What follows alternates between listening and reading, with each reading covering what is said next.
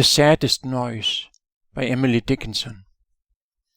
The saddest noise, the sweetest noise, the maddest noise that grows. The birds, they make it in the spring, at night's delicious close.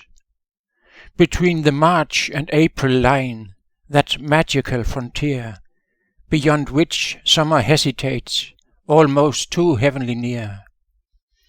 It makes us think of all the dead that sauntered with us here, by separation's sorcery made cruelly more dear.